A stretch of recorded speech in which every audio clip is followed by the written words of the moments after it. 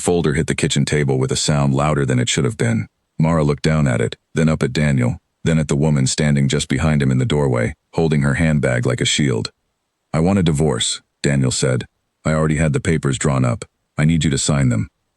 Mara did not move. 8 years of marriage sat between them like a wall neither of them had built on purpose, and now he was knocking it down with a folder and a stranger's perfume still fresh on his coat. The woman in the doorway was younger, dressed in a sharp red coat, her makeup flawless even at 8 in the evening. She did not step inside, she simply watched, arms crossed, as if she were checking on a delivery she had already paid for. "This is Vanessa," Daniel said, when the silence stretched too long. "I should have told you sooner. I did not want to hurt you." Mara almost laughed at that. Not because it was funny, but because it was such a strange thing to say while doing exactly the thing that would hurt her most. She looked at the folder again. Her name was already printed on the first page. He had not even asked her name to be spelled correctly before deciding to end their life together. "You already had it drawn up," she repeated quietly, "before you told me anything." "I did not want to drag it out," Daniel said, straightening his jacket, as though this conversation were a business meeting he wanted to finish quickly. "It is cleaner this way." Cleaner. That word settled into Mara's chest like a stone dropped into still water. She thought about the years she had spent making his life easier. She had turned down a promotion in her own design career so she could move with him for his job. She had learned to cook the meals his mother taught her, had hosted his colleagues, had smiled through holidays with his family while her own parents lived 3 hours away and rarely saw her. She had built a life around him, brick by brick, and he was calling the demolition of it clean. "How long?" she asked. Daniel did not answer right away. Vanessa shifted her weight in the doorway, glancing at her phone as though this whole scene bored her. "Does it matter?" Daniel said. "It matters to me." 4 months, he said finally. It started slowly. "I did not plan for it to happen." Mara nodded slowly, and something strange happened inside her. She had expected to cry. She had imagined in the quiet corners of her mind on nights when he came home late smelling faintly of unfamiliar cologne, that if this day ever came, she would fall apart. Instead, a strange calm moved through her, settling over her shoulders like a coat she had not known she owned. She picked up the folder, opened it, and scanned the first page. Division of assets. The house would go to him, since it was in his name only, a fact she had agreed to years ago without thinking much of it. The car was hers. There was a small settlement offered, an amount that felt almost insulting given how much of her own ambition she had folded away to support him. "You want me to sign this tonight?" she said. "There is no rush," Daniel said, though his tone suggested otherwise. "Take your time, a few days." Vanessa spoke for the first time. "We are trying to find an apartment together. It would help to know the timeline." Mara looked at her properly for the first time. There was no anger in her own face when she did, only a kind of quiet curiosity, as if she were studying a stranger on a train rather than the woman who had quietly stepped into the space Mara had built for 8 years. "Of course," Mara said. "I understand you are in a hurry." Something about her voice made Daniel frown. He had expected tears, or shouting, or at the very least a plea. He had rehearsed responses to all three on the drive over. He had not rehearsed for this steady, unreadable calm, and it unsettled him more than any argument could have. "Are you all right?" he asked, and for a moment there was something almost like concern in his voice. "I am fine," Mara said, and she smiled. It was small and quiet, and it did not reach for sympathy or forgiveness. It was simply there, like a door closing softly instead of slamming. That smile followed Daniel out of the house that night.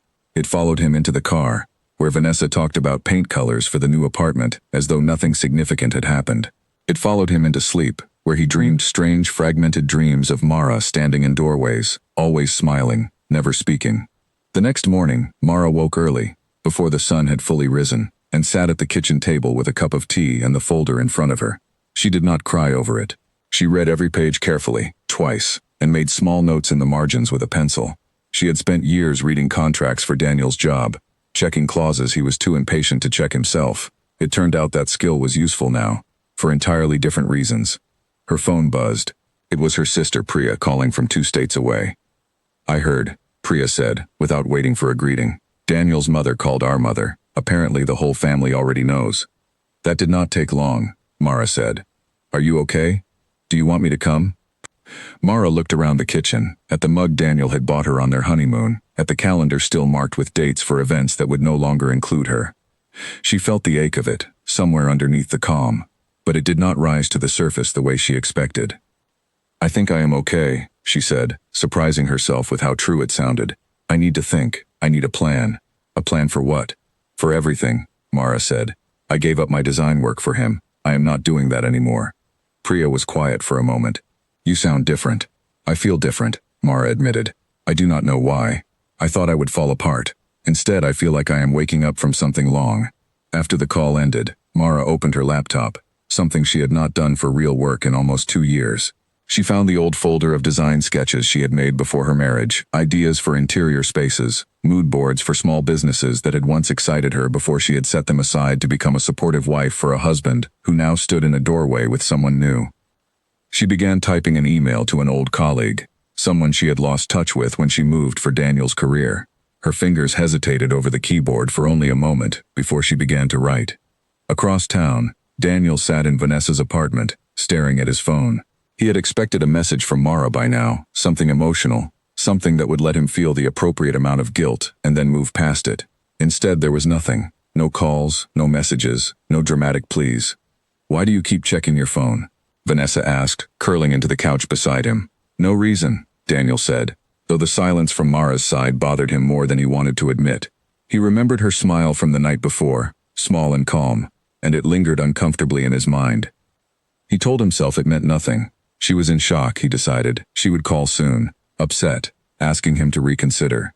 He had seen enough separations among friends to know how they usually went. Someone always begged, someone always cried. But days passed, and Mara did not call.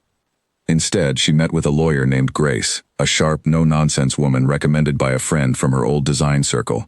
Grace read through the divorce papers with a critical eye, tapping her pen against the settlement clause. This is low, Grace said. Especially given how long you were married and what you contributed to the household. We can negotiate this. I do not want to fight, Mara said. I just want what is fair. Fair, Grace repeated, looking up at her client with something like respect. Most people come in here either broken or furious. You are neither. I have not decided how I feel yet, Mara said honestly. But I know I am not going to let this be the end of everything I am. Grace smiled slightly. Good.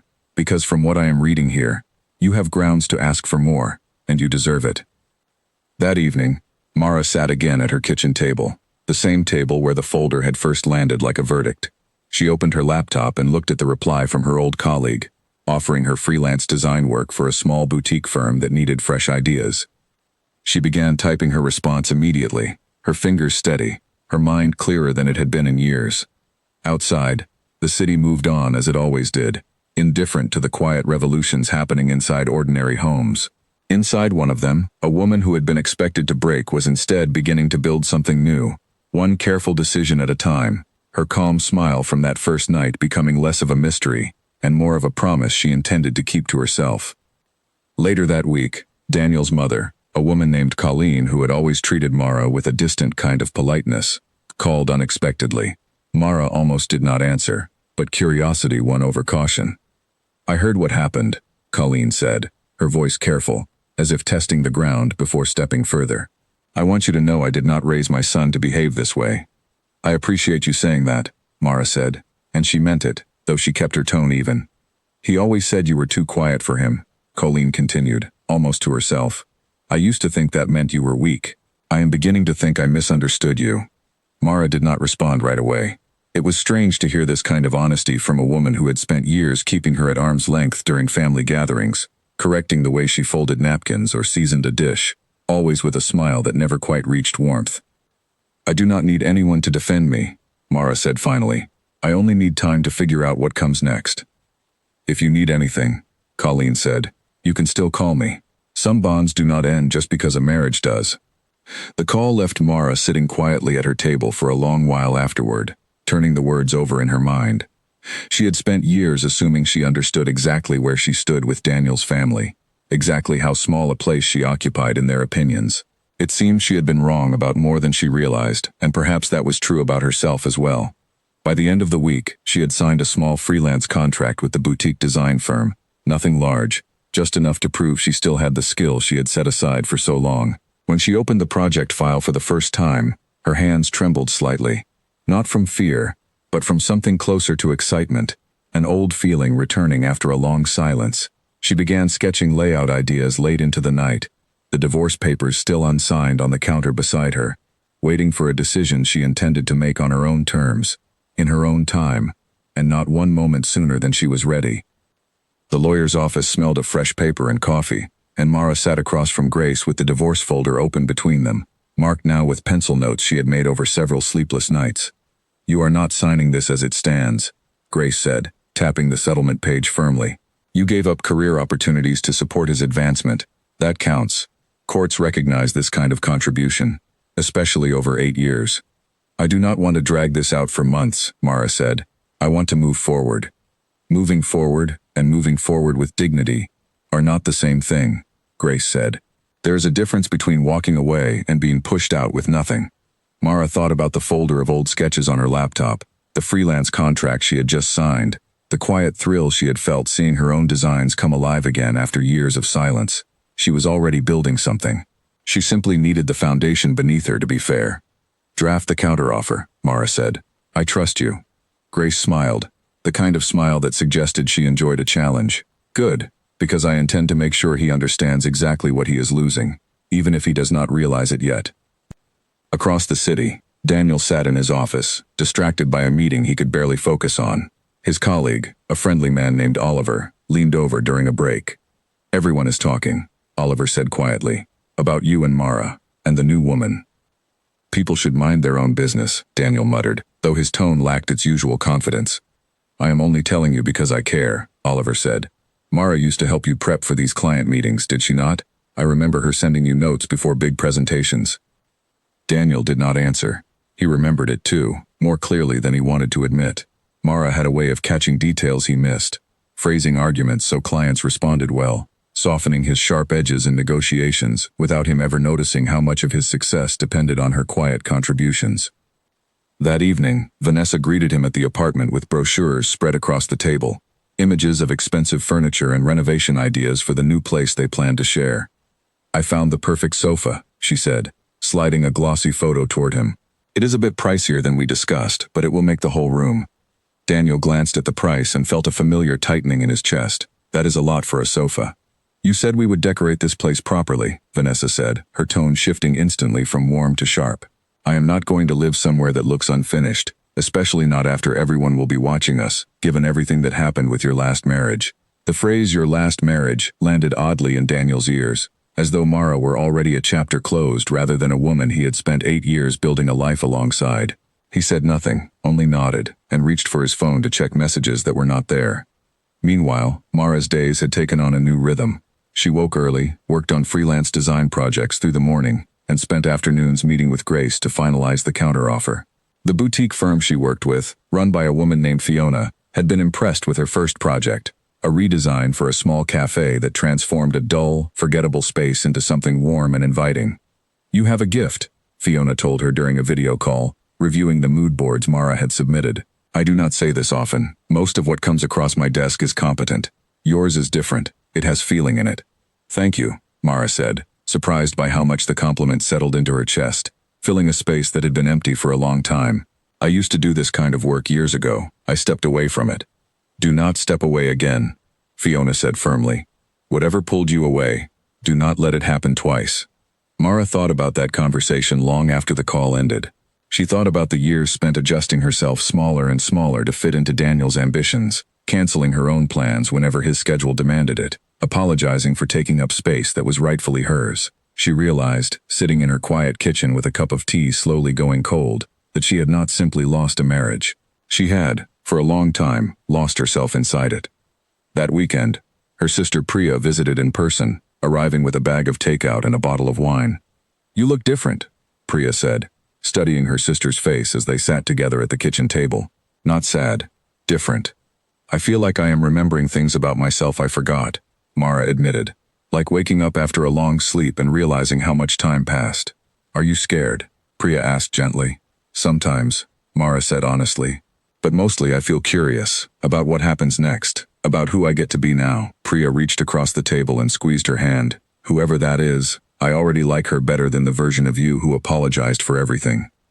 They laughed together, the first real laugh Mara had experienced in weeks, and it felt like something loosening in her chest, a knot she had not realized she was carrying. The following Monday, Grace called with news. Daniel's lawyer pushed back on the settlement increase, but not very hard. I believe he wants this finished quickly, likely because of pressure from his new relationship. We have room to negotiate further. How much room? Mara asked. Enough that you should not feel like you are walking away with nothing, Grace said. You built a life together.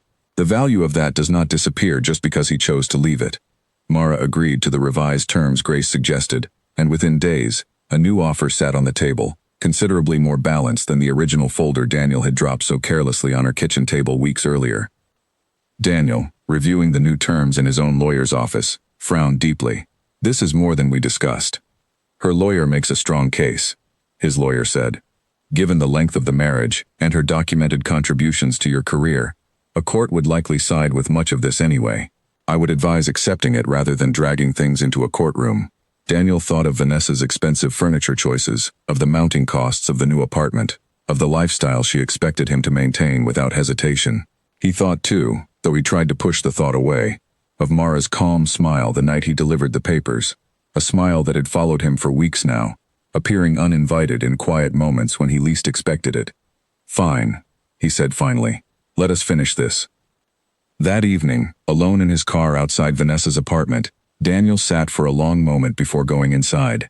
He scrolled through old photographs on his phone without meaning to, stopping on one from years earlier, Mara laughing at some small joke during a trip they had taken before ambition and comparison had crept quietly into their marriage and hollowed it out from the inside. He did not know why the photograph unsettled him so deeply. He only knew that something about the certainty he had felt weeks ago, standing in her doorway with Vanessa behind him, had started to crack in ways he could not explain even to himself. Inside the apartment, Vanessa was already annoyed. You are late. I wanted your opinion on the paint samples. I was finalizing paperwork, Daniel said, setting his phone face down on the counter, as though hiding the photograph from himself as much as from her. The divorce paperwork? Vanessa asked, her interest sharpening instantly. Is it done? Can we finally move forward without her name attached to everything? Something about the way she said her name, dismissive and impatient, made Daniel uncomfortable in a way he could not quite explain. He thought of Mara's steady voice, her patience, the quiet strength she had always carried without demanding attention for it. He wondered, not for the first time since that night, whether he had mistaken her calmness for weakness, and whether that mistake might turn out to be the most costly one he had ever made. He did not answer Vanessa's question directly. He simply nodded, poured himself a drink, and sat with his thoughts long into the night. Meanwhile, across town, Mara's evening was taking a very different shape.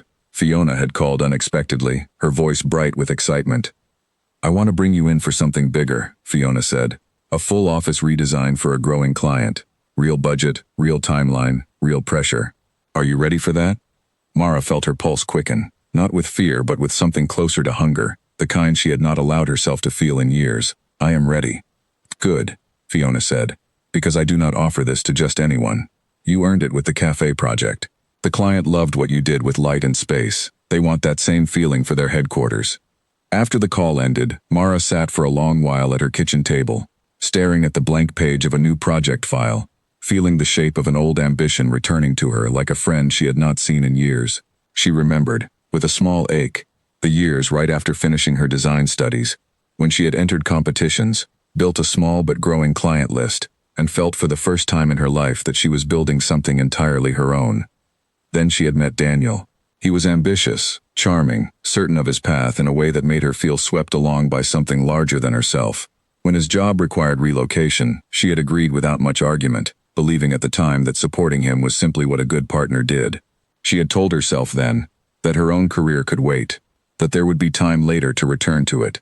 Later had stretched into years, and the version of herself who once entered design competitions with fierce determination had quietly disappeared beneath the demands of dinner parties, work trips, and a marriage that asked more of her than it ever gave back.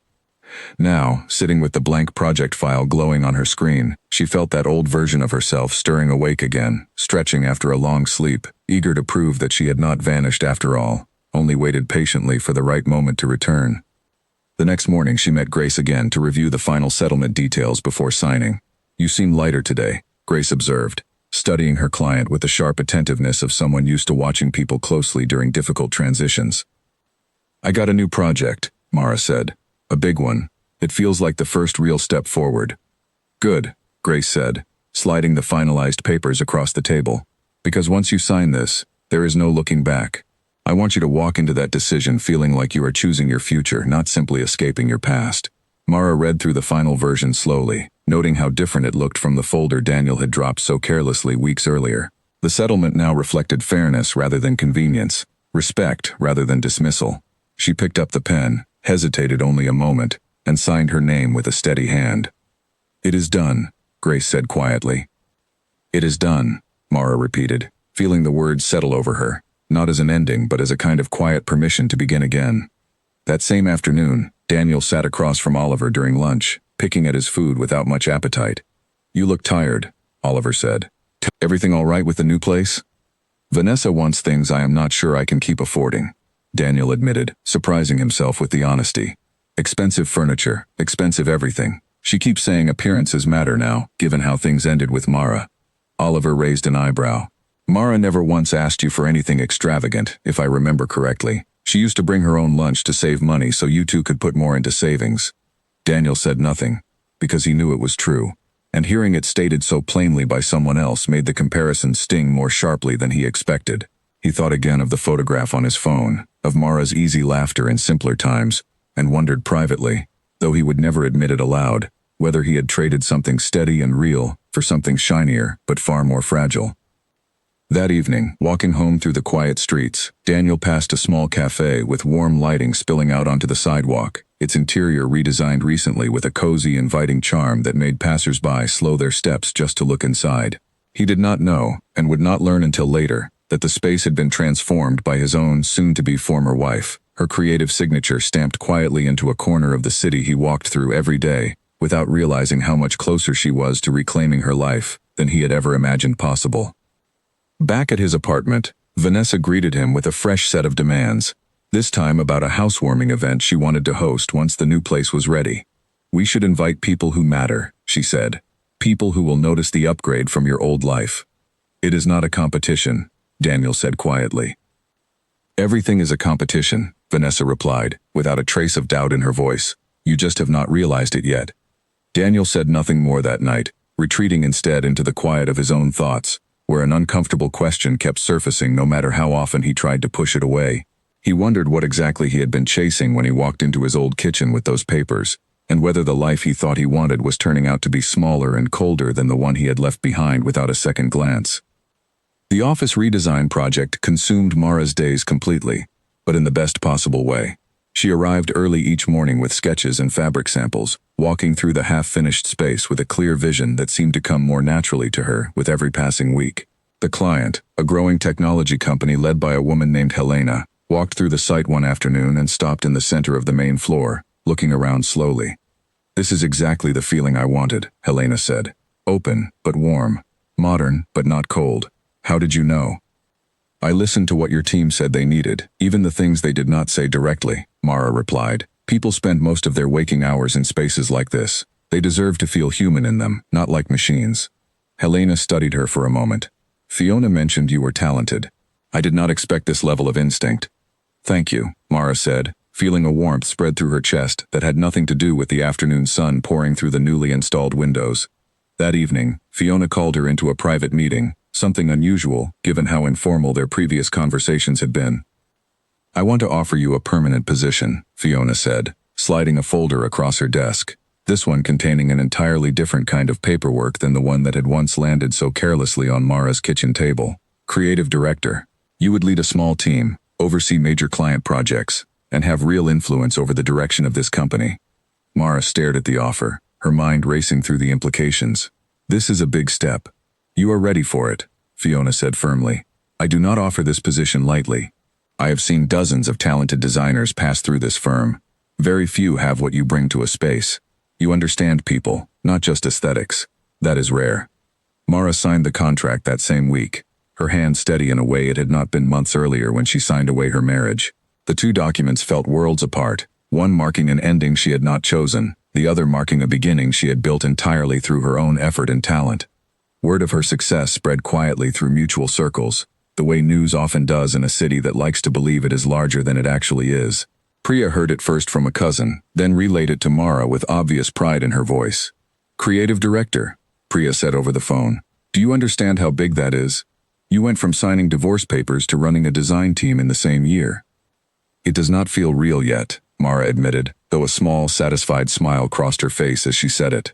It is real, Priya said, and I have a feeling Daniel is going to find out sooner or later, probably in the worst possible way for him. Priya's prediction proved accurate sooner than either of them expected. A mutual friend named Colette, who had remained close to both Mara and Daniel despite the divorce, mentioned Mara's new position casually during a dinner where Daniel and Vanessa were also present. Creative director already, Colette said, sipping her wine. She redesigned Helena's entire headquarters. Everyone in that industry is talking about it. Daniel felt something tighten in his chest at the mention of Mara's name, an unfamiliar mixture of pride and unease that he did not know how to process. Vanessa, sitting beside him, forced a smile that did not quite reach her eyes. That is wonderful for her, Vanessa said, though her tone suggested otherwise. Later that night, back at the apartment, Vanessa's mood shifted sharply. Why does everyone keep bringing her up? It has been months. People should let it go. I did not bring her up, Daniel said carefully. Colette did. It does not matter who said it. I am tired of living under her shadow before we have even finished decorating our own home.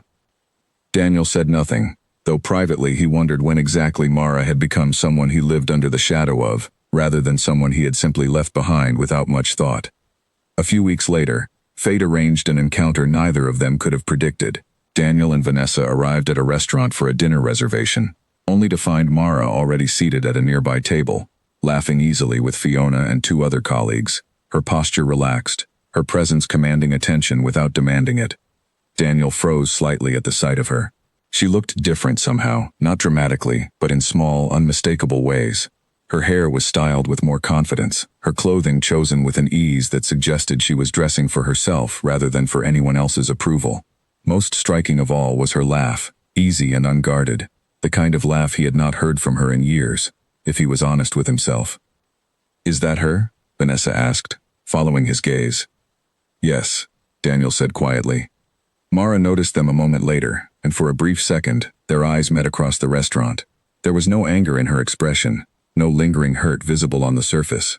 She offered a polite, composed nod, the same steady calm she had shown him the night he delivered the divorce papers, and then returned her attention to her colleagues, as though the encounter meant nothing significant to her at all. That composure unsettled Daniel far more than any dramatic reaction could have. He found himself distracted throughout dinner, glancing occasionally toward her table, watching the easy warmth between her and her colleagues, the obvious respect they showed her, the way she seemed to fill the room simply by being herself. You are staring, Vanessa said sharply, halfway through the meal. I am not, Daniel said, though he forced his attention back to his plate. You have been distracted all night, Vanessa continued. Ever since we walked in and saw her sitting there like she owns the place. She is just having dinner with colleagues, Daniel said. She looks happy, Vanessa said, an edge creeping into her voice. Too happy, considering everything that happened. Daniel did not respond, because privately he was wondering the same thing, turning it over uncomfortably in his mind. He had expected Mara's life to shrink after the divorce, had assumed, without ever examining the assumption closely, that she would struggle without him, that his absence would leave a visible void in her life the way he imagined it might in his own. Instead, she appeared to be thriving in ways he had never seen from her during their marriage, as though leaving him had somehow given her permission to become more fully herself. The rest of the dinner passed in strained silence between Daniel and Vanessa, the earlier warmth of their evening replaced by something tense and unspoken. When they finally left the restaurant, Daniel glanced once more toward Mara's table, catching a final glimpse of her laughing at something one of her colleagues said, utterly unaware, or perhaps simply unconcerned, that she had spent the last hour occupying so much space in his thoughts. Driving home, Vanessa's mood grew colder with every passing mile. I do not want to run into her again. This city is too small for that. We can hardly control where she chooses to eat dinner, Daniel said, an unfamiliar defensiveness creeping into his voice that surprised even him. Are you defending her now? Vanessa asked sharply. I am not defending anyone, Daniel said. I am simply saying we cannot control everything. The tension between them lingered for the rest of the drive, neither speaking further, both lost in their own private thoughts. For Vanessa, the evening had crystallized an anxiety she had been suppressing for weeks, a growing awareness that Daniel's attention, however subtly, kept drifting toward the woman he claimed to have left behind entirely.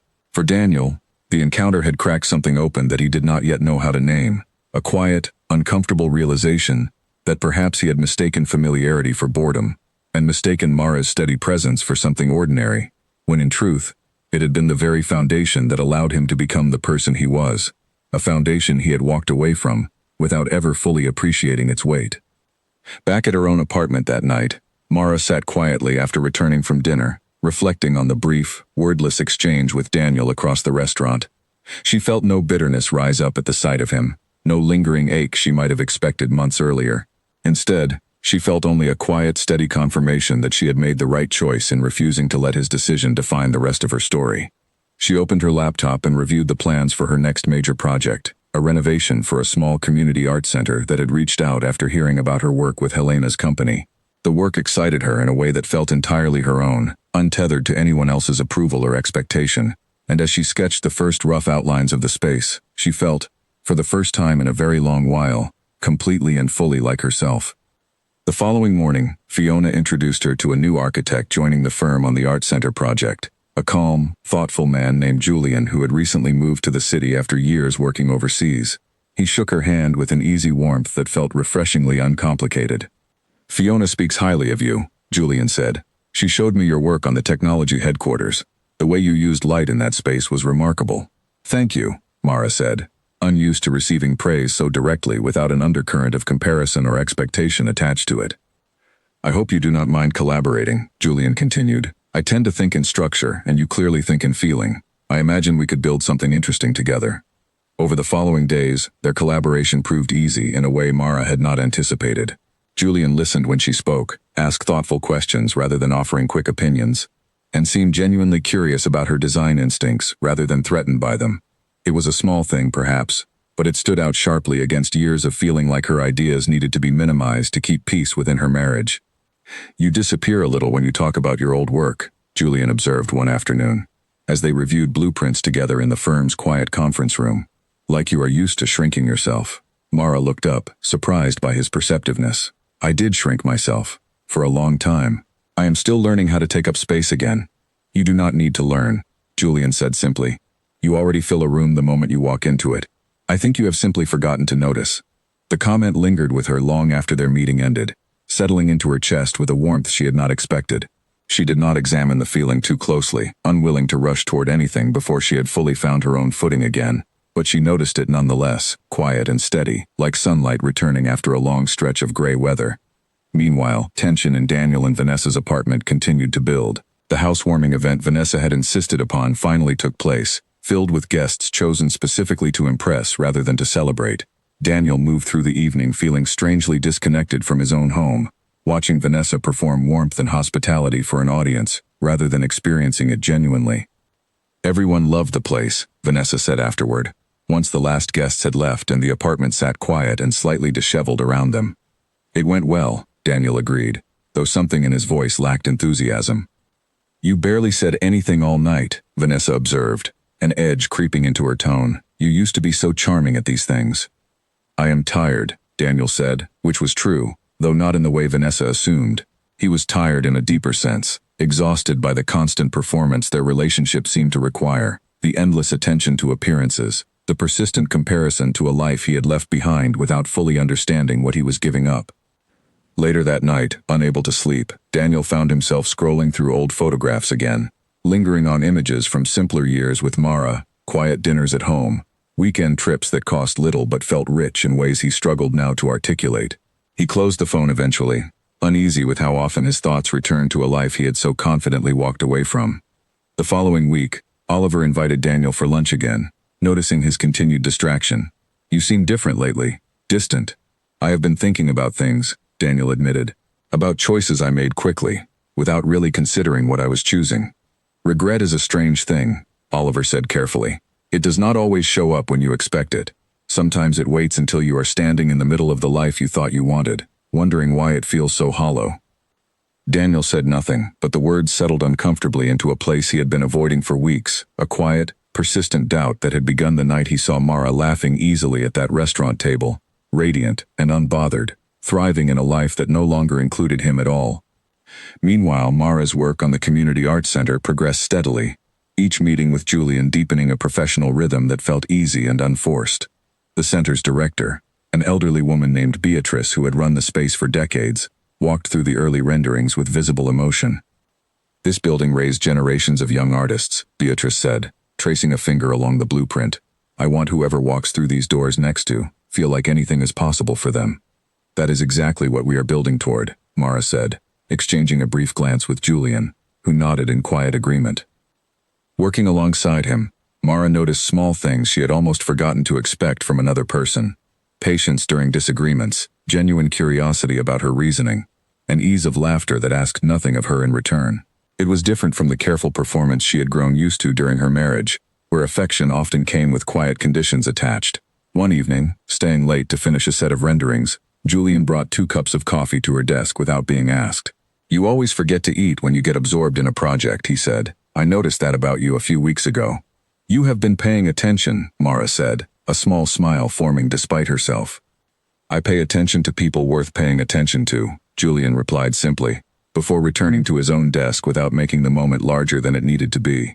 Mara sat for a long moment afterward, turning the small gesture over in her mind. She was not ready to name what she felt, not yet, unwilling to rush into anything before she had fully rebuilt the foundation of her own independence.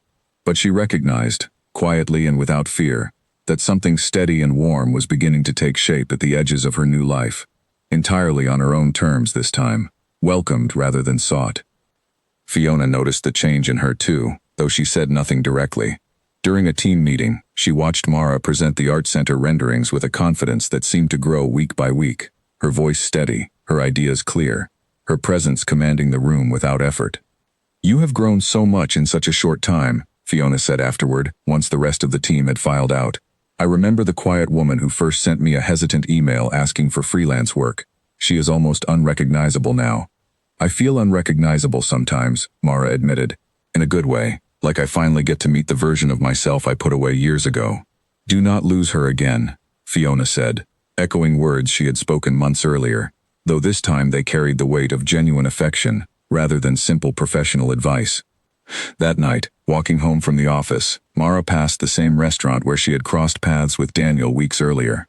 She paused for only a moment outside its window, remembering the strange, wordless exchange between them, the composed nod she had offered without any lingering ache attached to it. She realized, standing there in the cool evening air, that she felt nothing but quiet gratitude toward the version of herself who had chosen calm over collapse that night, patience over panic, growth over grief. Whatever came next, she understood clearly now that it would be built on her own terms, brick by careful brick, with no one's permission required but her own. Vanessa's demands grew heavier with every passing week, each one arriving with the same certainty that Daniel would simply provide whatever she asked. It started small: another piece of furniture, a weekend trip to impress her friends, a designer bag she insisted would complete an outfit for an event that mattered more to her image than to their relationship. Daniel found himself checking his bank balance more often than he ever had during his marriage to Mara, a quiet unease building beneath the surface of his daily routine. "We need to talk about spending," Daniel said one evening, after receiving a notification about a large charge on their shared account. "I thought we agreed appearances matter now," Vanessa said, barely looking up from her phone. "You cannot expect me to live small after everything I gave up to be with you." "What exactly did you give up?" Daniel asked, the question slipping out before he could soften it. Vanessa's expression hardened instantly. "I gave up my reputation. People talk, you know, about the man who left his wife for someone new. I have to work twice as hard to make sure people respect me, not judge me." Daniel said nothing, though privately he wondered when their relationship had become a performance meant to manage other people's opinions rather than something built on genuine partnership. He thought, uncomfortably, of how different Mara had always been, how she never once demanded appearances or reputation management, how she had simply existed beside him with quiet steadiness that he had mistaken, in his restlessness, for boredom. The following weekend, Vanessa pressured him into attending a gala hosted by one of her old colleagues, insisting it would be good for both their reputations to appear together as a confident, established couple. Daniel agreed reluctantly, sensing that refusing would only invite another argument he did not have the energy to endure. At the gala, dressed in a suit that felt increasingly like a costume rather than an expression of himself, Daniel watched Vanessa work the room with practiced charm, laughing loudly at jokes that were not particularly funny, name-dropping connections whenever the opportunity arose. He found himself standing slightly apart from her for much of the evening, nursing a drink and feeling strangely hollow despite the glittering surroundings. A former colleague named Farouk approached him near the bar, someone who had known both Daniel and Mara during earlier years of his career. "It has been a while," Farouk said. "I heard about the divorce and the new relationship." "Word travels fast," Daniel said, forcing a polite smile. "I ran into Mara recently, actually," Farouk continued. "She is doing remarkable work now. Creative director at a design firm, apparently. She redesigned that new headquarters everyone has been talking about."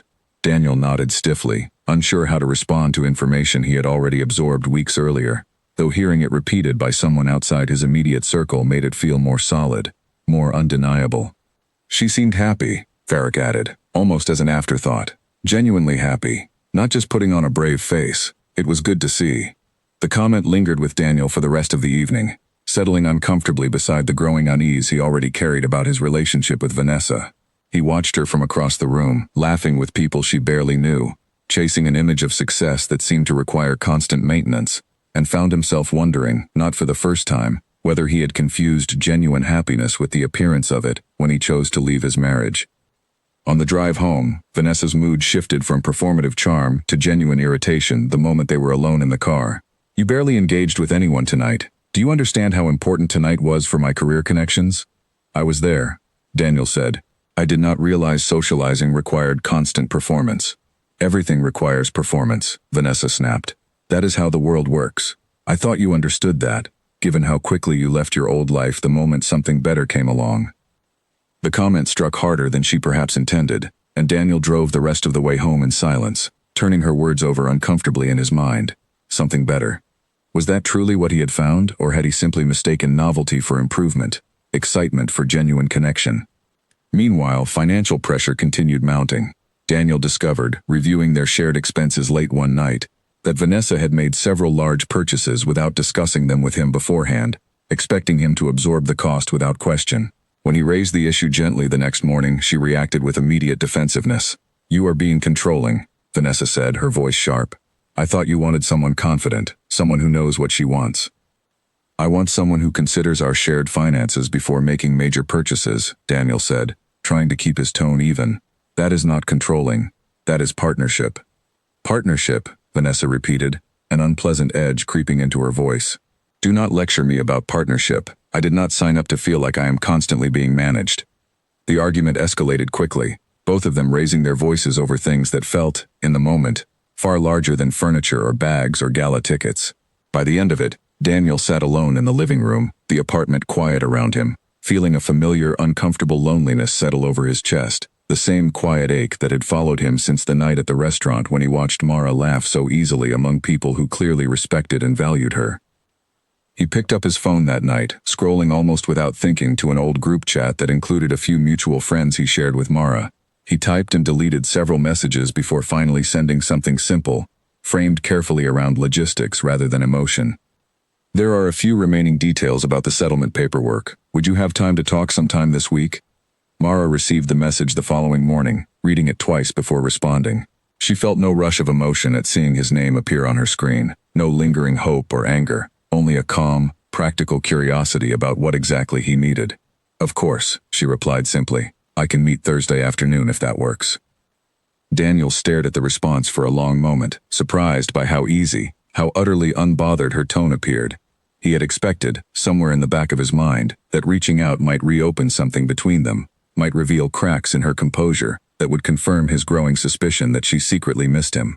Instead, her reply carried the same steady calm she had shown him the night he first delivered the divorce papers, a calm that unsettled him precisely because it revealed nothing at all, not anger, not longing, only quiet, self-assured indifference toward whatever emotional reaction he had hoped to provoke. That Thursday, sitting across from her in a quiet cafe to finalize the last details of their settlement, Daniel found himself studying her more closely than he intended, noticing the small, unmistakable changes in her posture, her tone, the way she spoke now with a clarity and confidence that had been absent during their marriage. She discussed the remaining paperwork efficiently, without unnecessary conversation, without lingering glances or unspoken invitations. "Is that everything?" Mara asked, once the details were settled. "Yes," Daniel said, though something in his chest resisted the finality of the word. "You seem well." "I am well," Mara said simply, gathering her things. "I hope things work out for you too, Daniel, truly." The sincerity in her voice, free of bitterness or performance, struck him more deeply than any anger could have. He watched her leave the cafe with quiet, unhurried confidence and sat alone afterward for a long while, turning over the uncomfortable realization that he no longer recognized the version of himself who had once believed leaving her would lead him towards something better. Back at Vanessa's apartment that evening, Daniel found himself distracted through dinner, replaying the brief meeting at the cafe over and over in his mind. Vanessa noticed his distance immediately. "Where were you today?" she asked, setting down her fork with pointed precision. "You seem elsewhere." "I met with Mara," Daniel said honestly, deciding against hiding it. There were a few final details about the settlement. Vanessa's expression shifted instantly, suspicion replacing her earlier irritation. "You could have told me beforehand." "It was a brief, practical meeting," Daniel said, "nothing more."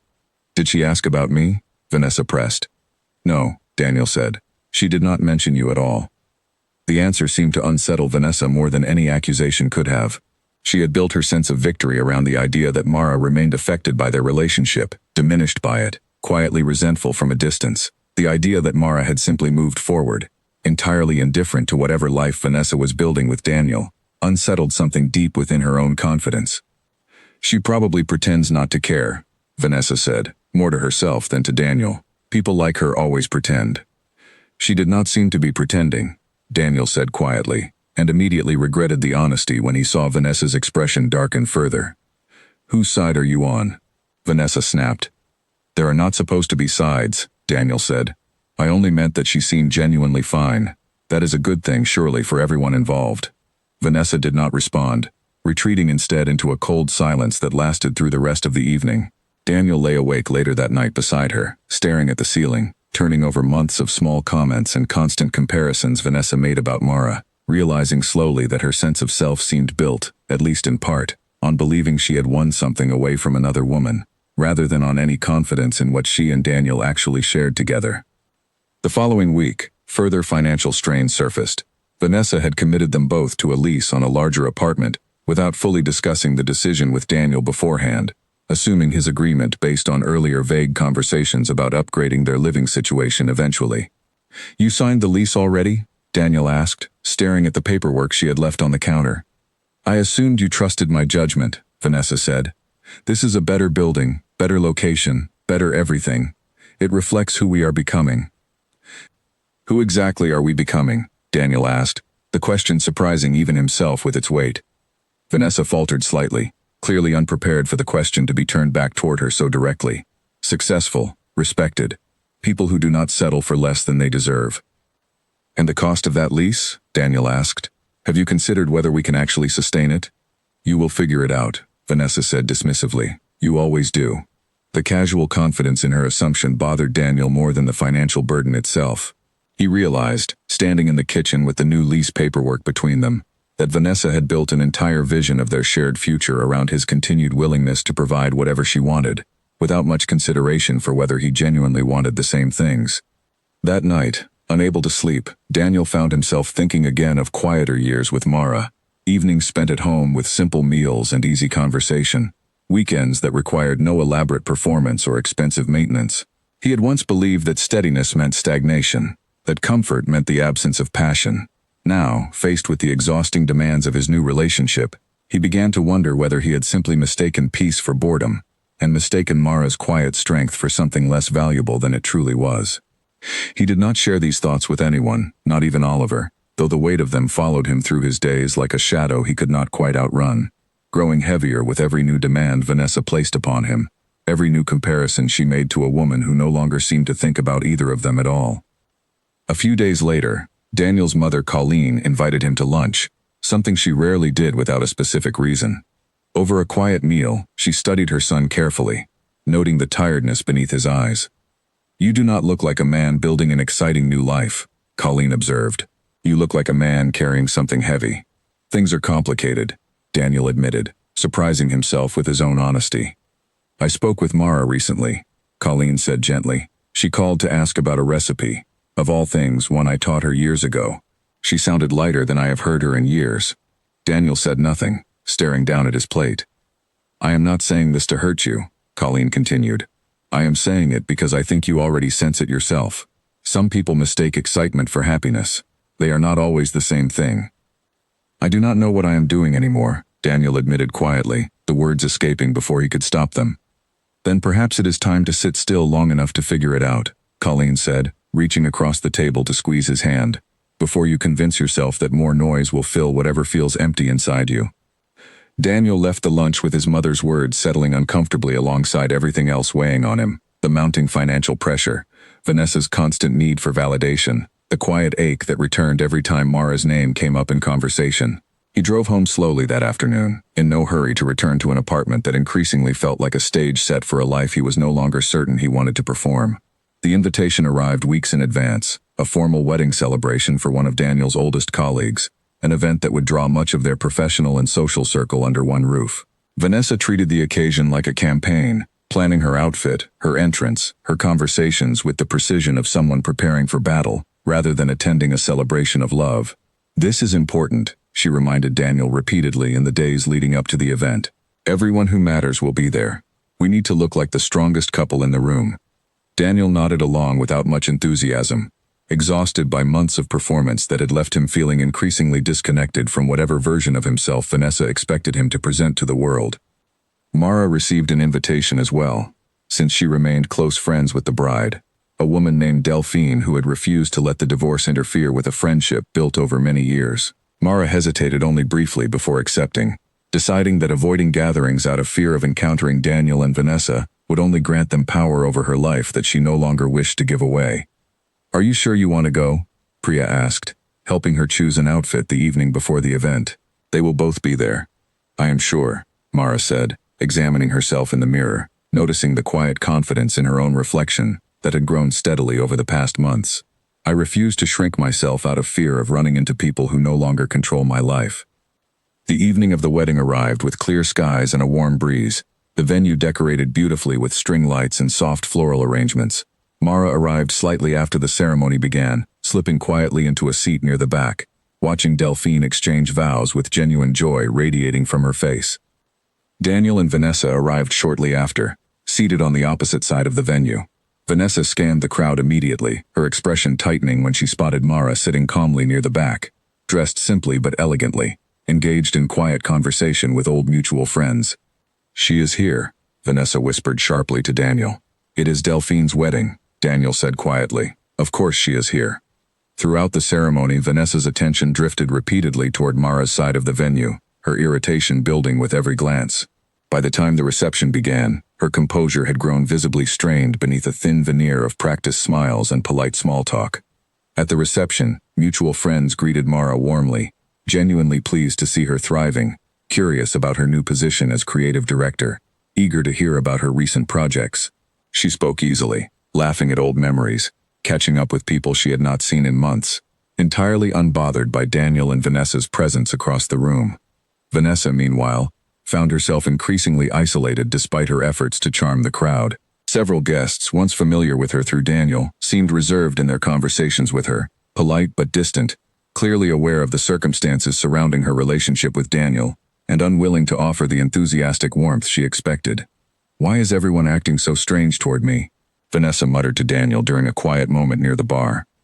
They probably just do not know you as well yet, Daniel offered, though privately he suspected the coolness stemmed from something deeper, a quiet loyalty many of their mutual friends still held toward Mara, built over years of genuine affection that Vanessa had not yet earned for herself. As the evening progressed, Vanessa's frustration mounted steadily, fueled by champagne and mounting insecurity. When she overheard a group of guests praising Mara's recent design work enthusiastically, something within her composure finally snapped. She approached the group with a tight, brittle smile. It is impressive, is it not, how quickly some people move on after a divorce. Almost suspiciously quickly. The comment landed awkwardly, the group falling into uncomfortable silence. Mara, standing nearby, turned calmly toward Vanessa, her expression steady, despite the pointed insult. I am not sure what you mean, Mara said evenly. I simply mean, Vanessa continued, her voice rising slightly, that some people seem to enjoy performing happiness a little too eagerly, as though trying to convince everyone, perhaps even themselves, that they are not actually hurting underneath it all. The group around them shifted uncomfortably, several guests exchanging uneasy glances. Daniel, arriving just in time to hear the tail end of the comment, felt a wave of embarrassment wash over him. Vanessa, he said quietly, placing a hand gently on her arm. This is not the time or place. I'm simply speaking honestly, Vanessa said, shaking off his hand.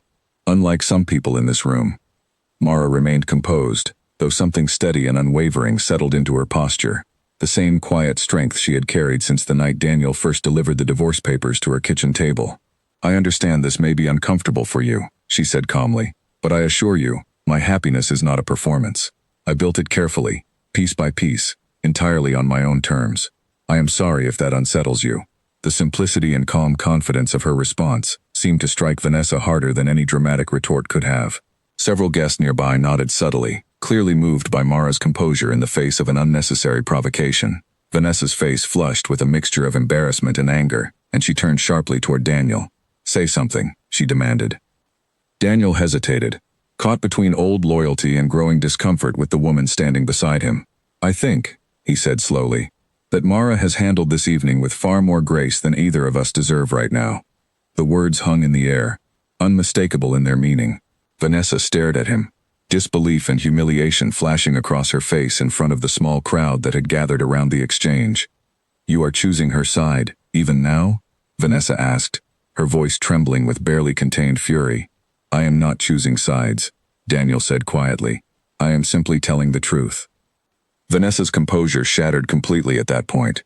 She turned on Daniel with sharp, bitter words, accusing him of never fully leaving his old marriage behind, of constantly comparing her to a woman he claimed to have moved on from, of failing to appreciate everything she had sacrificed to build a life with him.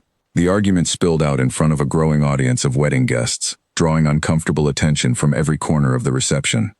Delphine, noticing the commotion during her own celebration, approached quickly with quiet authority. Perhaps we should step outside, she suggested firmly, guiding Daniel and Vanessa away from the main reception area before the scene could escalate further. Once outside, away from the crowd, Vanessa continued her tirade, her voice raw with anger and humiliation. You have humiliated me in front of everyone who matters. You humiliated yourself the moment you decided to attack her without reason, Daniel said, his own voice steadier than it had been in months. I have spent this entire relationship watching you build your confidence on comparisons and competition, rather than on anything real between us. How dare you, Vanessa snapped. I dare, Daniel said quietly, because I finally understand what I have been avoiding for months. I did not leave my marriage because it was empty. I left because I mistook comfort for boredom, and mistook this constant performance with you for excitement. I was wrong. Vanessa stared at him, speechless for the first time since the confrontation began, the reality of his words settling slowly over her anger. I want to end this, Daniel said simply. Not tonight, not because of this scene, but because I have known for weeks that this relationship is built on something I no longer believe in. Without waiting for her response, Daniel turned and walked back toward the venue, leaving Vanessa standing alone in stunned silence beneath the string lights. Inside, Daniel found Mara near a quiet corner of the reception, sipping a glass of water, calm and unbothered despite the earlier confrontation. I am sorry about that, Daniel said, approaching carefully. You did not deserve to be dragged into whatever that was. I am all right, Mara said simply. I have grown quite good at handling unnecessary noise. Daniel hesitated, gathering courage he had not felt in months. I have been thinking, for weeks now, about everything I gave up when I walked away from our marriage. I made a terrible mistake, Mara. I know that now, clearly, in a way I did not allow myself to see before. Mara studied him quietly, no anger visible in her expression, only calm, steady attention. I appreciate your honesty, she said gently, but I am not the same person who once shrank herself to fit inside your ambitions. I have built something entirely my own now, something I am proud of, something I do not intend to set aside again for anyone. I am not asking you to shrink, Daniel said quickly. I am asking for a chance to understand what I lost, to try again, properly this time. I believe you mean that, Mara said softly, but some doors, once closed, are not meant to reopen. I forgive you, Daniel, truly, but forgiveness does not mean returning to something I have already grown beyond. Her words carried no bitterness, only quiet, unshakable certainty. Daniel searched her expression for some crack in her composure, some hint of hesitation he might exploit, but found only the same steady calm she had shown him since the very beginning of this entire ordeal, a calm that had once unsettled him, and now, standing before her fully humbled, filled him with a quiet, painful respect he had not expected to feel. I understand, he said finally, his voice heavy with the weight of finality. I hope you find whatever it is you are truly looking for, Mara said, her tone gentle despite the clear boundary she had drawn. But it will not be found by returning to a life you already chose to leave behind. Daniel nodded slowly, accepting the quiet, dignified refusal without argument, watching as Mara turned and rejoined her friends across the room, her calm smile returning easily to her face. The same smile that had once seemed like a mystery to him, and now stood clearly revealed as the quiet strength of a woman who had never needed his validation to become whole. He stood alone for a long moment afterward, watching the reception continue around him, laughter and music filling the space as though the earlier confrontation had never happened. Delphine approached him quietly, her expression sympathetic but firm. I love you both, she said carefully, but I will not pretend that scene was anything other than deserved. You cannot walk away from someone and expect them to remain frozen in place, waiting for you to change your mind. I know, Daniel said quietly. I understand that now. Do you? Delphine asked, studying him closely. Because understanding something and accepting it are not always the same. I have known you a long time, Daniel. I hope, for your sake, that you use this moment to actually grow, rather than simply mourning what you lost. Her words settled heavily over him as he watched the celebration continue, guests dancing and laughing beneath the soft string lights, a warmth and joy he suddenly felt disconnected from entirely. Outside, Vanessa remained standing where he had left her, her earlier fury slowly curdling into something quieter and more painful. Oliver, who had witnessed part of the confrontation from a distance, approached her cautiously. Are you all right? He asked, though his tone carried little genuine warmth. Everyone is looking at me like I am the villain, Vanessa said bitterly. Perhaps consider, Oliver said carefully, that the way people react to us often reflects the way we have treated others. You attacked a woman who did nothing except attend a friend's wedding gracefully. Vanessa said nothing, staring out at the darkened garden beyond the venue, the weight of the evening pressing down on her in ways she had not anticipated. She thought of the months spent building a relationship on comparison and competition, on constant reassurance that she had won something valuable away from another woman, and realized, with a growing uncomfortable clarity, that she had built her entire sense of self around a victory that no longer felt real or satisfying. She returned home alone that night, Daniel choosing to stay behind at a nearby hotel, rather than return to the apartment they shared, both of them needing space to absorb the wreckage of an evening that had exposed cracks neither of them could continue ignoring. Over the following days, their relationship unraveled quickly, each conversation more strained than the last, each argument circling back to the same unresolved tensions that had been building for months. Vanessa eventually moved out, taking with her the expensive furniture and decor she had insisted upon, leaving behind an apartment that felt suddenly hollow and unfamiliar to Daniel, despite having lived there for months. Alone in the quiet apartment, Daniel found himself reflecting deeply on the choices that had brought him to this point, the restlessness that had convinced him something better waited beyond his marriage, the comparisons and competitions that had defined his relationship with Vanessa from its earliest days. He thought of Mara's calm refusal at the wedding, her steady certainty, her quiet insistence that some doors, once closed, were not meant to reopen. He did not attempt to contact her again in the days that followed, understanding finally, with a clarity that had taken months of painful lessons to reach, that respecting her boundary was the only meaningful way left to honor the years they had once shared together. Instead, he began the slow, uncomfortable work of examining his own choices honestly, without the distraction of a new relationship to mask the discomfort of that reflection. Meanwhile, Mara returned home from the wedding feeling lighter than she had anticipated, the earlier confrontation with Vanessa settling into memory without lingering weight attached to it. She sat quietly in her apartment, reflecting on Daniel's request, on the version of herself who might once have felt tempted to return to familiar comfort, rather than continue building something uncertain but entirely her own. She felt no temptation now, only quiet gratitude for how far she had come since the night the divorce papers first landed on her kitchen table. She thought of Julian's steady presence at work, of Fiona's confidence in her abilities, of Priya's unwavering support through every difficult moment of the past months, and understood clearly that she had built, piece by careful piece, an entire life that no longer depended on anyone else's approval to feel complete. The following morning, she arrived at the office early, reviewing final details for the Community Art Center project with renewed energy. Julian greeted her with his usual easy warmth, noticing something different in her posture, a settled certainty that had not been there weeks earlier.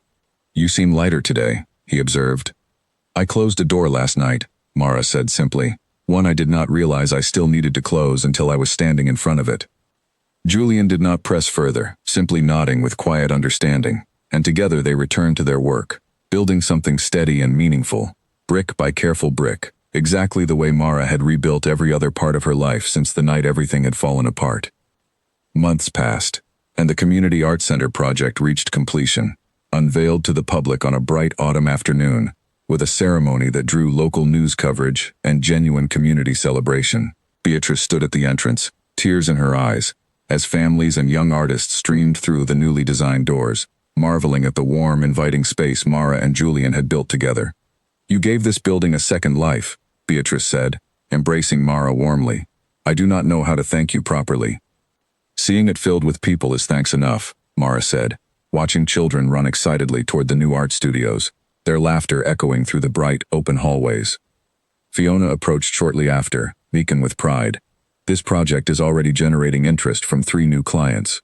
You have built quite a reputation for yourself in a very short time." "We built it together," Mara said, glancing toward Julian, who stood nearby discussing structural details with a group of visiting architects, his easy confidence drawing genuine respect from everyone around him.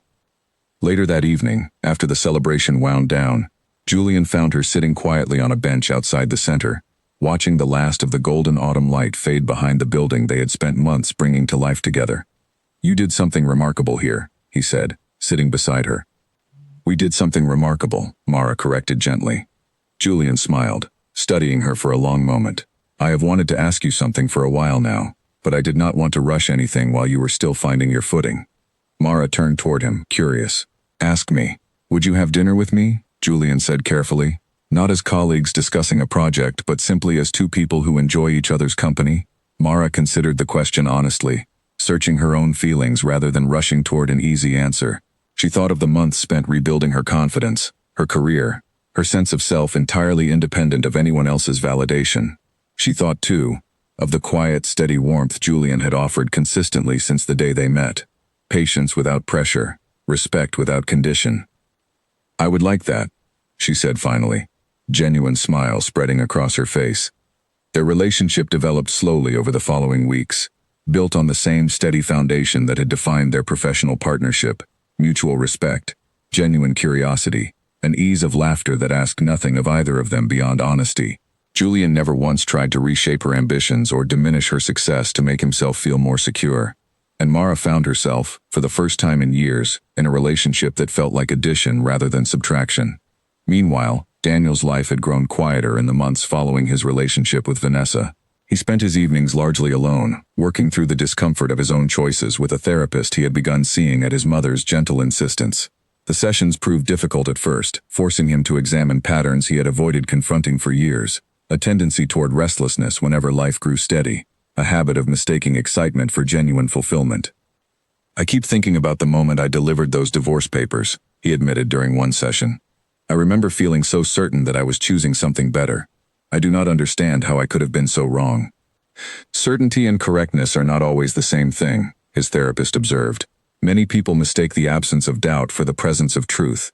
It sounds like you are finally learning to sit with uncertainty rather than running from it." Slowly, Daniel began rebuilding his own life, focusing on his career with renewed discipline, repairing strained relationships with friends who had grown distant during his relationship with Vanessa, spending more time with his mother, whose patient honesty had become an anchor during a difficult period of reflection. He heard occasional updates about Mara through mutual friends, her growing reputation as a designer, the completion of the Community Art Center, her new relationship with a colleague named Julian who seemed, by every account, to treat her with genuine respect and warmth. He felt no bitterness upon hearing the news, only a quiet, resigned acceptance that some choices, once made, closed doors permanently, regardless of how much a person later wished to reopen them. One afternoon, several months after the wedding confrontation, Daniel encountered Mara unexpectedly at a charity event hosted by a mutual acquaintance. Julian stood beside her, engaged in easy conversation with several other guests. Daniel approached carefully, unsure of his welcome. "Mara," he said quietly, "you look well." "Thank you, Daniel," she said, her tone polite but genuinely warm, free of any lingering tension. "How have you been?" "Better, I think," Daniel said honestly. "I have been doing some necessary work on myself, understanding some things I should have understood years ago." "I am glad to hear that," Mara said, and her sincerity was unmistakable, free of any hidden agenda or lingering hope. Julian joined them, extending a friendly hand toward Daniel. "It is good to finally meet you," he said, without a trace of awkwardness or competition in his tone. "Likewise," Daniel said, genuinely surprised by the ease of the exchange. He had expected discomfort, perhaps even hostility, but found instead simple, uncomplicated civility between two people who had both clearly moved forward into lives built on their own terms. As the evening continued, Daniel found himself watching Mara and Julian from a distance, noting the easy warmth between them, the way Julian listened attentively whenever she spoke, the way she laughed freely without any trace of the careful self-editing she had practiced for years during their marriage. He felt, watching them together, a quiet, bittersweet acceptance settle over him, an understanding that the version of Mara standing before him now was one he had never truly known during their years together, a version she had built entirely without him, stronger and more fully herself than he had ever allowed her to become while they were married. Driving home that night, Daniel reflected on the strange, humbling journey of the past year, the certainty that had led him to deliver those divorce papers, the restlessness that had pulled him toward Vanessa, the painful confrontation at the wedding that had finally forced him to see clearly what he had thrown away. He understood now, with a clarity that had taken considerable pain to reach, that Mara's calm smile on that first terrible night had never been a mystery to solve, or a wall to break through. It had simply been the quiet, unshakable foundation of a woman who had always been stronger than he gave her credit for, a strength that had only needed room to breathe fully once he stepped out of its way. Meanwhile, Mara's life continued to flourish steadily in the months that followed. Her design firm grew under her leadership, taking on larger, more ambitious projects that allowed her creative vision increasing room to expand. Her relationship with Julian deepened naturally, without pressure or performance, built on the same patient respect that had characterized their partnership from the very beginning. One evening, nearly a year after the divorce papers had first landed on her kitchen table, Mara sat with Priya on her apartment balcony, sharing a bottle of wine and watching the city lights flicker on beneath the darkening sky. "Do you ever think about that night?" Priya asked, "when he walked in with those papers?" "Sometimes," Mara admitted, "but it feels like remembering a different version of myself, someone who existed a long time ago." "You have changed so much," Priya said, studying her sister with quiet pride. "I do not think even you fully realize how much."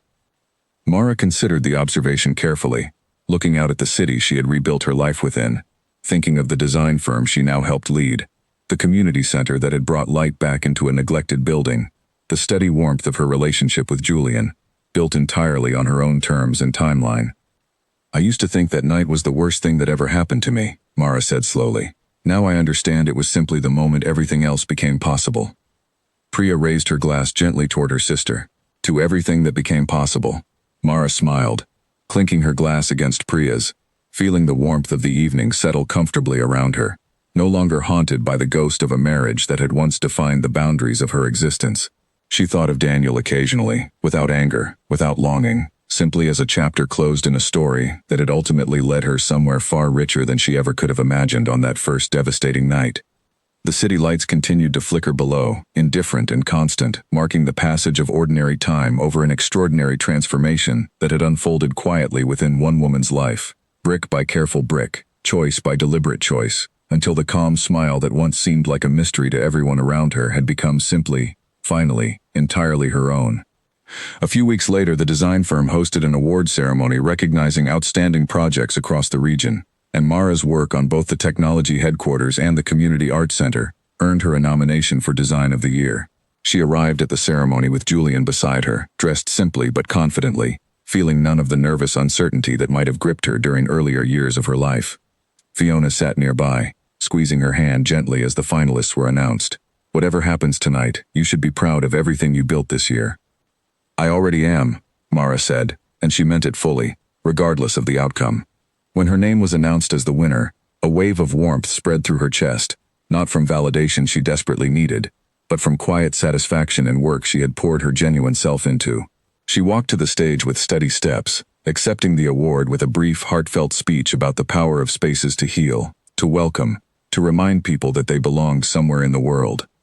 "A little over a year ago," she said, her voice carrying clearly across the room, "I thought my life was ending. It turned out I was simply standing at the beginning of something I had not yet given myself permission to build. I want to thank everyone who believed in me, before I fully believed in myself." The room erupted into warm applause, and from her seat, Priya wiped away proud tears, while Julian watched with quiet, unwavering admiration, never once needing the spotlight to shift toward himself, to feel secure in what they shared together. News of her award spread quickly through professional circles, and even reached Daniel through a mutual acquaintance weeks later. He read the announcement online, staring at a photograph of Mara accepting the trophy, radiant and confident, surrounded by colleagues who clearly respected and admired her deeply. He felt no jealousy, only a quiet, humbled recognition of how far she had traveled since the night he had underestimated her so completely. He closed the article eventually, setting his phone aside, and turned his attention back to his own quiet evening. A modest apartment he had moved into after Vanessa left, simpler and smaller than his previous life, but strangely more honest. He had begun taking up old hobbies he had abandoned years earlier, evening walks through the park near his building, reading books he had always meant to finish, reconnecting slowly with friends he had drifted from during his marriage and its aftermath. His therapist noted the change during their sessions. "You seem calmer lately," she observed. "Less restless." "I think I am finally learning the difference between peace and boredom," Daniel said. "For a long time I confused the two. I do not think I will make that mistake again." Meanwhile, back in her own life, Mara continued building steadily toward a future entirely of her own design. Julian proposed to her nearly 2 years after they first met, not with grand gestures or public spectacle, but quietly, during a simple evening at home, surrounded by sketches of a small house they had begun dreaming about together. "I do not need anything extravagant," Mara told him, smiling as she studied the modest ring he offered. "I have learned that the quiet, steady things matter far more than performance." "That is exactly why I chose this moment," Julian said. "I wanted you to know this is real, not a show for anyone else to witness." She said yes without hesitation, feeling none of the uncertainty that had once colored her early relationship with Daniel. Only steady, quiet certainty, built on years of mutual respect and genuine partnership. Their wedding, when it came, was small and warm, filled with close friends and family rather than performance or spectacle. Priya stood beside her sister as maid of honor, tears in her eyes as she watched Mara exchange vows with a man who had never once asked her to become smaller to fit into his life. Colleen attended as well, embracing Mara warmly after the ceremony. "I am so happy for you," she said. "You deserve every bit of this joy." "Thank you for everything," Mara said sincerely. "Your honesty meant more to me than you probably realize, especially during the hardest months." As the reception continued into the evening, Mara found herself standing quietly on the edge of the celebration, watching her closest friends and family laugh and dance together beneath soft string lights, remembering, briefly, the woman who had once sat frozen at her kitchen table, staring down at a folder of divorce papers, uncertain of what would come next. She thought of that woman now with gentle compassion rather than pity, understanding clearly that her steady calm that terrible night had not been denial or numbness, but the quiet beginning of a strength she had not yet recognized in herself. She had built, brick by patient brick, an entire life that no longer depended on anyone else's permission or approval. A life filled with genuine love, meaningful work, and a peace she had once believed impossible to reclaim. Julian found her a moment later, wrapping an arm gently around her waist. "What are you thinking about?" "Everything that had to happen for us to reach this moment," Mara said softly. "All of it led here, somehow." "I am grateful for every bit of it," Julian said, "even the parts that must have been painful." "So am I," Mara said, resting her head against his shoulder, watching the celebration continue around them. "Because without that pain, I never would have found my way back to myself." The string lights flickered gently above them as the evening continued, marking not an ending, but the quiet, hard-won beginning of a life Mara had built entirely on her own terms, brick by careful brick, until the calm smile that once seemed like an unreadable mystery to everyone around her had become, simply and finally, the truest reflection of who she had always been capable of becoming. Later that night, as the last guests said their goodbyes and the venue grew quiet, Mara stepped outside alone for a few minutes, needing a moment of stillness before the evening fully closed. She looked up at the clear night sky, thinking of everything that had unfolded since that first terrible evening. The folder on the table, the woman in the red coat, the calm that had settled over her without explanation and carried her through every difficult decision since. She realized, standing there in the quiet dark, that she no longer needed to understand where that calm had come from. It no longer mattered whether it had been instinct or grace, or simply the quiet stubbornness of a woman who refused to let someone else's choices define the rest of her story. What mattered now was everything she had built because of it, the career she had reclaimed, the community center that welcomed children into bright, hopeful spaces, the steady, genuine love waiting for her just inside those doors. Julian appeared beside her a few minutes later, wrapping his jacket gently around her shoulders against the cool night air. "Ready to head home?" he asked. "Home," Mara repeated softly, testing the word the way she once might have tested an unfamiliar language. It no longer felt like a place she needed to earn permission to occupy. It felt, finally, simply and completely like hers. "Yes," she said, taking his hand. "I am ready." Together they walked back toward the lights of the celebration, leaving behind them a night that had begun with grief and ended, quietly and without fanfare, exactly where it was always meant to lead all along. 3 years after that first terrible night in her kitchen, Mara stood in the lobby of her own design studio, a modest but growing firm she had launched with Fiona's blessing and Julian's steady encouragement. The walls were lined with photographs of completed projects, the technology headquarters, the community art center, a hospital waiting room she had transformed from sterile and cold into something warm enough to ease frightened families during difficult days. Her studio had grown to include a small team now, young designers she mentored with the same patience Fiona had once shown her.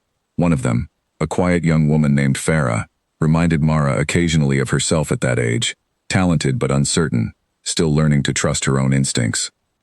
"How do you know when an idea is right?" Farah asked one afternoon, hesitating over a set of sketches for a new client. "You will feel a kind of quiet certainty," Mara said, remembering her own long journey toward that same confidence. "Not loud or dramatic, just steady. Trust that feeling. It usually knows more than you give it credit for."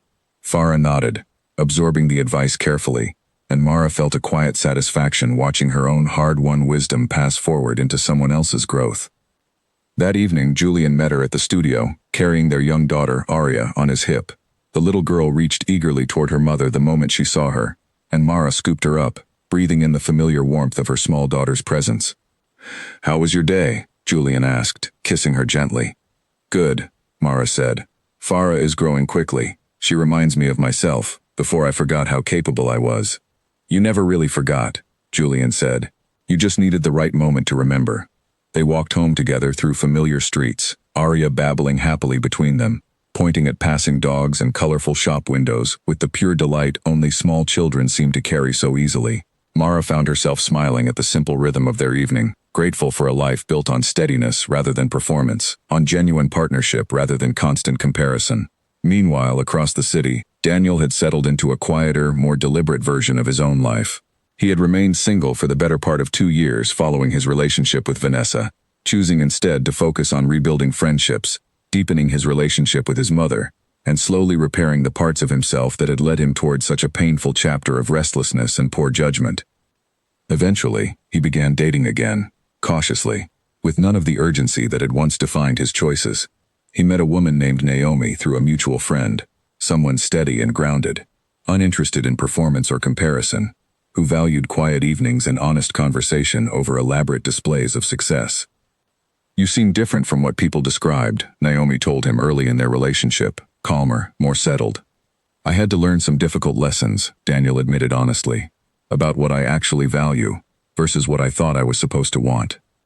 Their relationship developed slowly, without the frantic urgency that had once defined his time with Vanessa, and Daniel found himself, for the first time in years, building something based on genuine compatibility rather than excitement mistaken for connection. He occasionally thought of Mara, though the thoughts no longer carried the sharp ache they once had, softened instead into a kind of grateful acknowledgement of the painful lessons their marriage and its ending had taught him.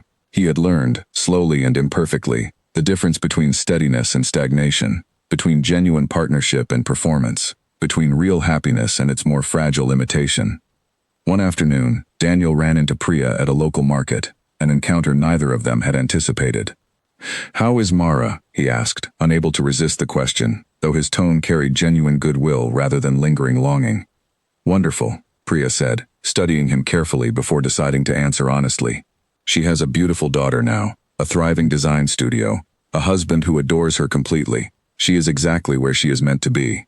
"I am glad," Daniel said, and meant it fully, without the bitter undertone that might have colored his voice years earlier. "She deserves every bit of that happiness."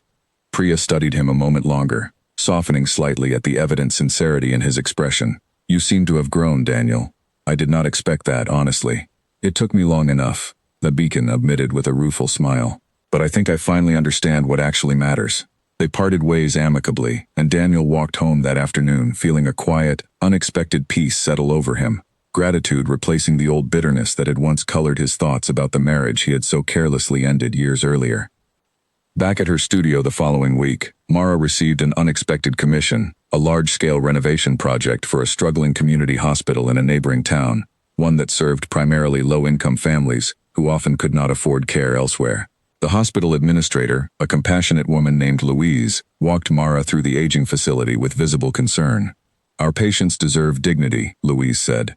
"Even in difficult circumstances, I want this space to remind them of their own worth, not diminish it further."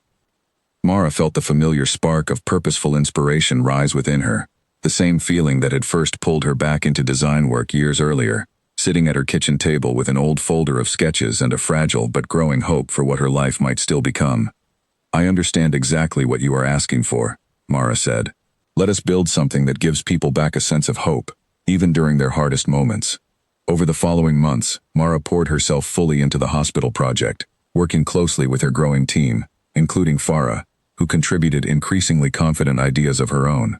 The finished space, unveiled the following spring, transformed sterile hallways into warm, light-filled corridors, waiting rooms designed with comfort and dignity in mind, children's areas filled with gentle color and playful design that eased the fear so often carried by young patients and their families. At the unveiling ceremony, Louise embraced Mara with genuine emotion. "You have given our patients something precious," she said. "A little more hope during their hardest days." Standing at the edge of the celebration, watching families explore the newly transformed hospital with visible relief and gratitude, Mara felt Julian's hand find hers. Arya perched happily on his hip nearby, babbling contentedly at the colorful mural stretching across the nearest wall, one Mara herself had designed with careful, deliberate joy. She thought, briefly, of the woman she had been 3 years earlier, frozen at her kitchen table with a folder of divorce papers before her, uncertain of what remained possible. She felt no lingering grief for that woman now, only quiet gratitude for the strength she had somehow found within herself during the darkest moment of her life, a strength that had carried her, brick by patient brick, decision by deliberate decision, into a life richer and more meaningful than she had ever dared imagine possible on that first terrible night. The calm smile that had once seemed like an unreadable mystery to everyone around her had long since become simply, fully, and permanently her own, carried forward now into every space she touched, every life her work quietly improved, every quiet evening spent with the family she had built entirely on her own steady, hard-won terms. That summer, Delphine invited Mara and her family to a small anniversary gathering, celebrating 5 years since her own wedding, the very event where Mara had once faced Vanessa's public confrontation and Daniel's quiet, humbled apology. The gathering felt worlds apart from that earlier tension, warm and easy, filled with old friends who had watched Mara's transformation unfold over the years with genuine admiration. "Can you believe it has been that long?" Delphine asked, watching Arya chase a butterfly across the garden lawn. "It feels like several lifetimes," Mara admitted, smiling, as Julian scooped their daughter up before she could stumble into the nearby flower bed. "I barely recognized the woman I was that night. I think that woman would be proud of who you became," Delphine said gently. Mara considered the observation quietly, watching her small family move easily through the warm afternoon light. She thought of Grace, the sharp, steady lawyer who had first taught her to advocate for her own worth. She thought of Fiona, who had refused to let her talent disappear into obscurity. She thought of Colleen, whose honesty had cut through years of quiet dismissal to offer something like genuine kinship. She thought, finally, of Julian, patient and steady, who had never once asked her to become smaller to make him feel larger. Later that afternoon, as the gathering wound down, Mara found a quiet moment alone near the garden's edge, watching golden light settle over the lawn where children played and old friends laughed together. She thought of the folder that had once landed so carelessly on her kitchen table, the calm that had settled over her without explanation that terrible night, carrying her steadily through every difficult decision that followed. She understood now, with the clarity only years of hard-won growth could offer, that the calm had never been denial, nor resignation, nor simple shock. It had been the quiet, stubborn seed of a strength she had not yet learned to recognize in herself, patiently waiting for the right conditions to finally take root and grow into the life she now stood within, fuller and richer than she had ever dared imagine on that first devastating evening. Julian found her there a few minutes later, wrapping an arm gently around her shoulders. What are you thinking about? Everything that had to happen to bring me here, Mara said softly, leaning into his warmth. All of it. Even the painful parts. I would not change a single piece of it now. Not even the divorce papers? Julian asked, a gentle teasing note in his voice. Mara laughed softly, the sound easy and unguarded, carrying none of the old caution she had once practiced so carefully during her first marriage. Especially not the divorce papers, she said. Without them, I never would have found my way back to myself, and I certainly never would have found you. Julian kissed her gently, and together they walked back toward the gathering, their daughter's laughter rising bright and clear across the warm summer evening, marking not an ending, nor even simply a beginning, but the steady, hard-won continuation of a life Mara had built entirely, deliberately, and joyfully on her own resilient terms.